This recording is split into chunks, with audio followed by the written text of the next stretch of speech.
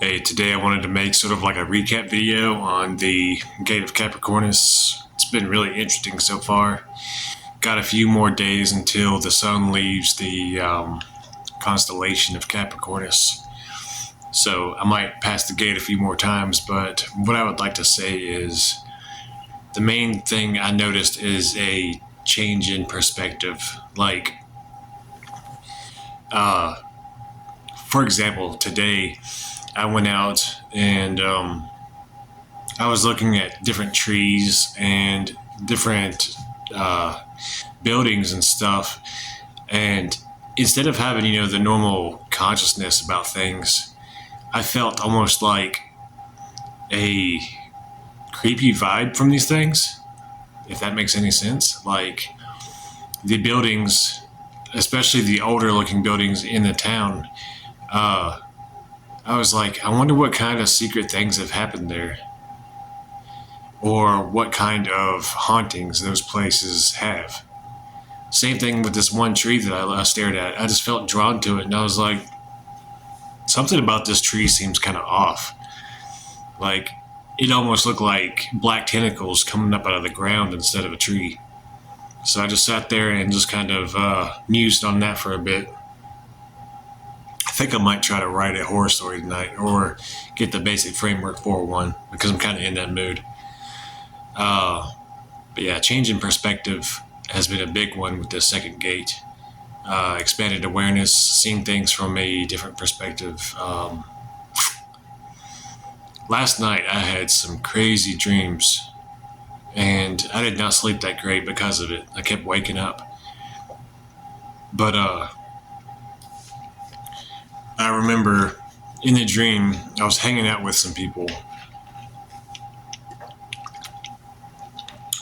and we were going to a hotel.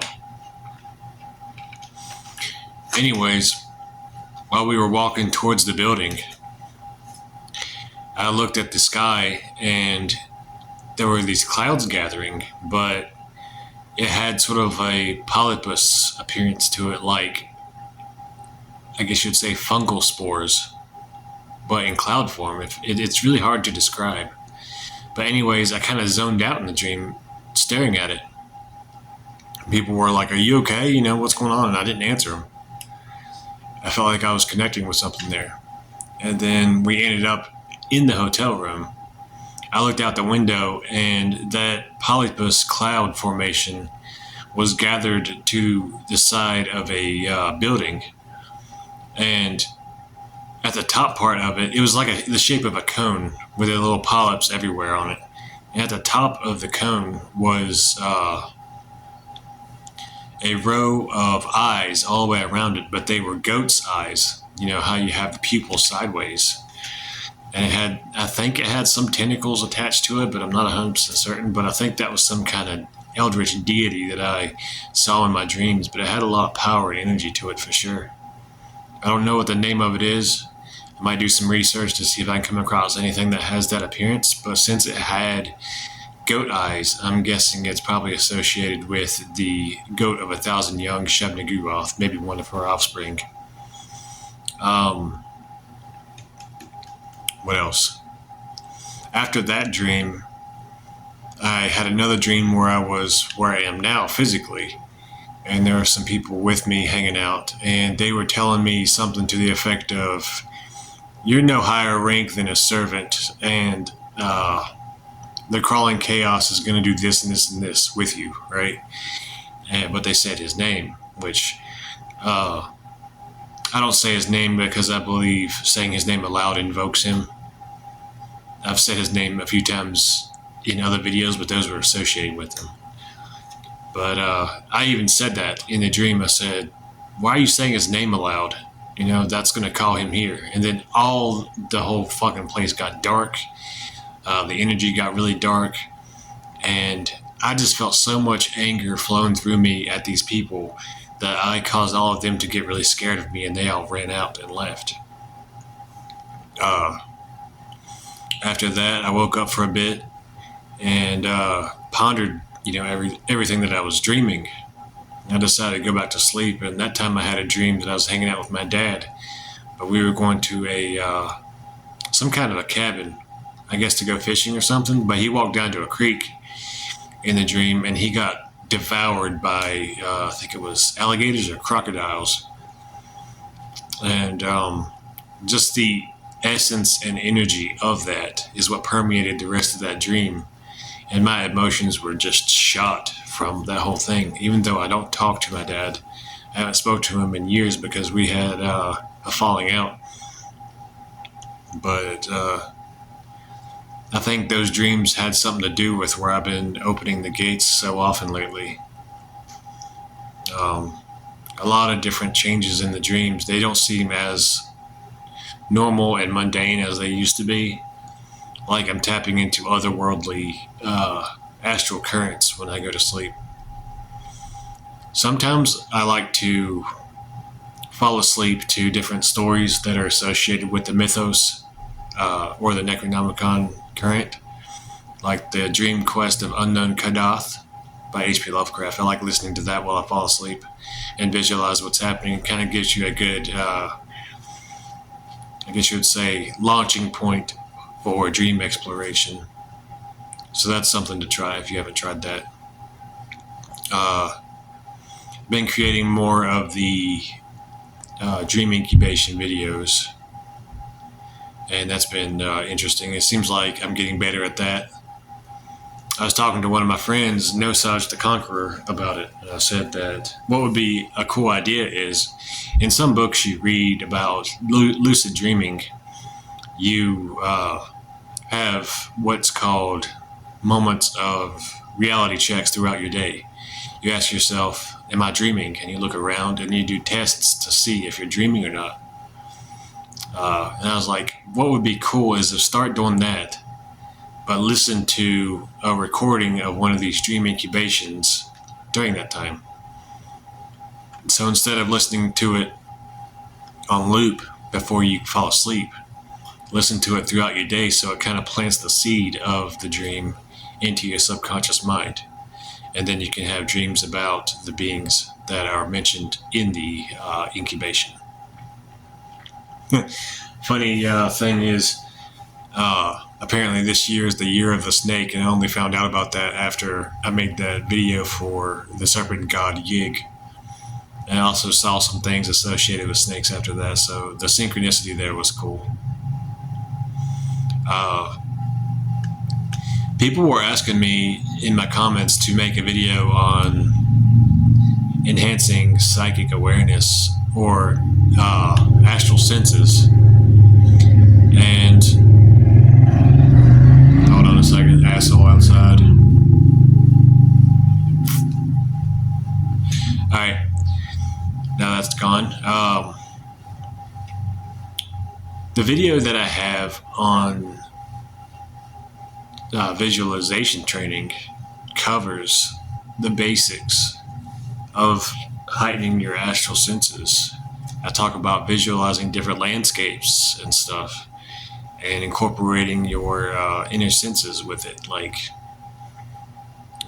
visualizing a ball of fire, feel the heat off of it, smell the burning, and that incorporates a few astral senses right there. So you can just branch off from that and create your own astral sceneries and use your senses as if you were actually there. A lot of these things, the more, if you actually put them into practice, you will develop your senses without any direct practices. And I believe that's the best way to advance your astral senses is through practice of normal meditational things, because then it builds up naturally. Instead of focusing on, say, your astral sense of sight and hearing only, you can see the spirit and you can hear them, but you can't feel their presence, you can't smell their presence or anything like that. So it's best to balance it all out. Focus on the elements, stuff like that. But back to what I was talking about earlier, the second gate. It has expanded my, I guess you would say, concepts of what's possible, because a couple of the beings that I spoke with, they exist in fiction. They don't exist in physical reality, or they didn't exist as a person at any time. Some other ones, yeah, they used to have physical reality and they used to be living people. So it kind of helped develop my necromancy skills in a way as well. Because you can use that gate to communicate with your ancestors, for example, I'm sure. Anyone that you know the name of. But it kind of touches on chaos magic. Nothing is true, everything's permissible. Like, I would say if I really wanted to, I could use that gate to call upon a character in a book, so long as it had something to do with the Necronomicon mythos, and actually get some form of gnosis from it, because son of a bitch.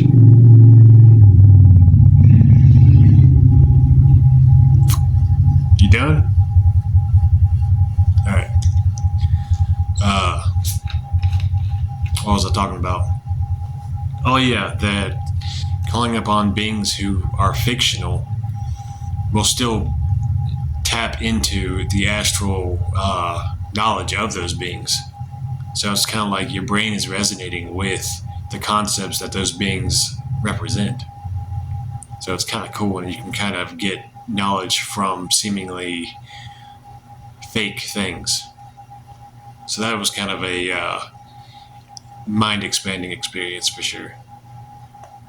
I'm going to start incorporating some of the knowledge and practices that was taught to me from Abdul Al-Hazred and the Terrible Old Man and John Dee and so on, and build that up for the coming gates of the year and my own personal practices, because I think soul bottles are pretty cool, and prosperity magic's always a good thing.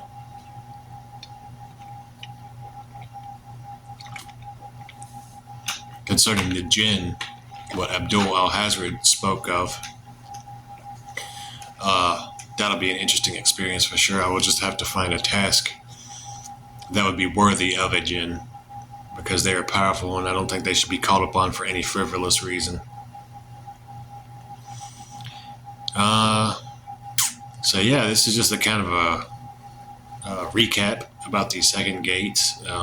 Kind of just a freelance communication with some things that are going on.